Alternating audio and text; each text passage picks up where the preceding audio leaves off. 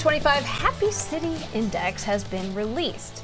And only 2 cities here in the U.S. made the gold list, which means you got into one of the top 30 spots.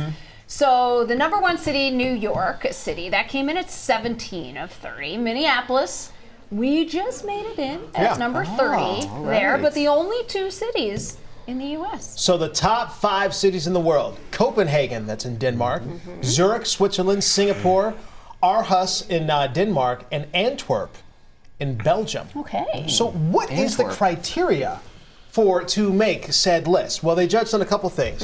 Education. Yeah. They looked at inclusive policies. They looked at the economy, and they also looked at mobility. Just some of the things that they considered when they were making said list. And again, think about that. New York came in at 17 on said list. We did well because we ranked higher in government and the economy. They said that we had a transparent government and that we had a business-friendly economy. But you think about that, you know, Minnesota. I know it's talking about Minneapolis, but Minnesota in particular. I'm not sure people realized how many Fortune 500 companies are here. You know, you got so many companies that are here that people may not necessarily think about off the top of their head. Some of those other parameters we do pretty good at as well, like the mobility. We got great biking, like things like. There's a lot of other good, good pieces to the city.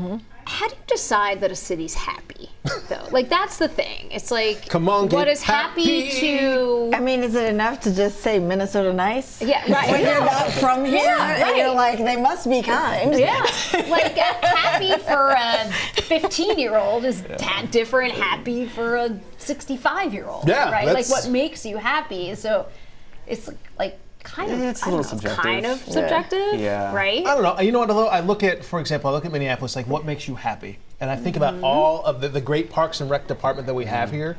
I think about the number of parks that we have here and the fact that we see so many people out. It does not matter the season. They're out biking, they're out walking, they're out doing those things. So it doesn't matter what's going on. People are still going to be out and about. So that, to me, like when you ask what makes you happy, I think that's something that definitely contributes to that happiness factor. I've seen a lot of smiles in the Skyway. Yeah, okay. You think it's the Skyways? Okay. All times of year?